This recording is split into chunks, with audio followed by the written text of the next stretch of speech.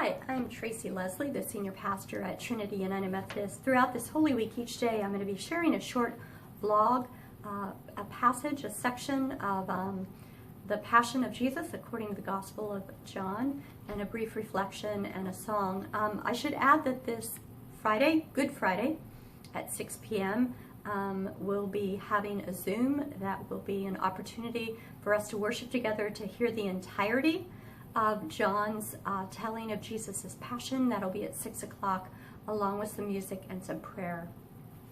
The scripture that I'm going to share today, this should be familiar, I think, to all of us. It's in John chapter 18, beginning at verse 15. Simon Peter followed Jesus, and so did another disciple. As this disciple was known to the high priest, he entered the court of the high priest along with Jesus, while Peter stood outside at the door. So the other disciple, who was known to the high priest, went out and spoke to the woman who guarded the gate and brought Peter in. The woman who guarded the gate said to Peter, "Are not you also one of this man's disciples?" Peter said, "I am not." Now the servants and officers had made a charcoal fire because it was cold, and they were standing and warming themselves. Peter also was with them, standing and warming himself.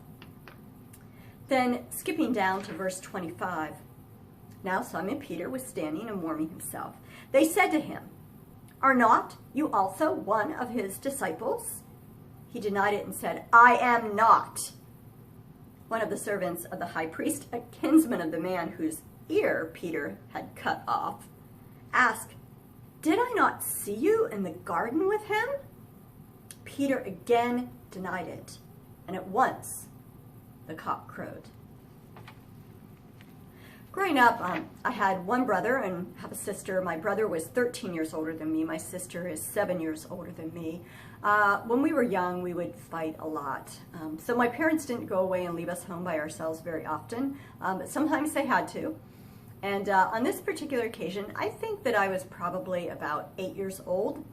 And we three kids were at home. And that day, very exceptional, we actually were having a really fun time together. We were playing games and things. And now my mom had told us never to throw pillows, have pillow fights inside of the house.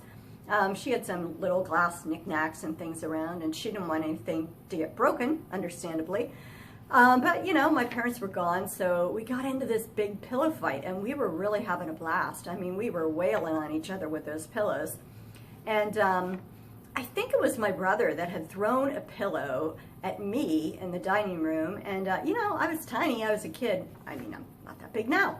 And he missed, and it went sailing across the room, and it hit this really beautiful pottery vase that my mom was really fond of.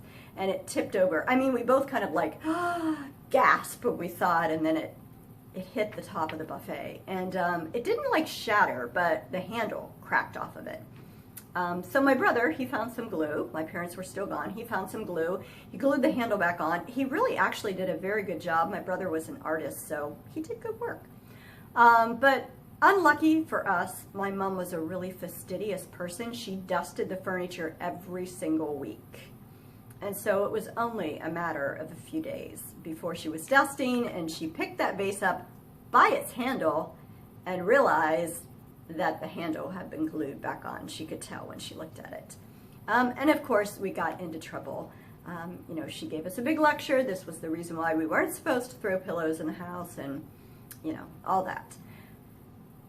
It's easy to understand why Peter was so frightened enough to deny Jesus in the courtyard that night.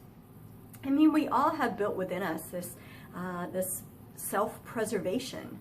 And I mean, it wasn't as if Peter was just going to get a lecture or going to get grounded or going to have his allowance confiscated to buy a new vase or anything like that.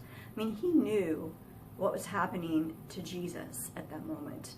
He knew what was going to happen to Jesus. Jesus had been straightforward with his disciples about what would happen, that he would be arrested, that he would be beaten, that he would be put to death. So it's little wonder that Peter wanted nothing to do with that. But Jesus, of course, had the courage to face even death so that we might live. It's in John chapter 10.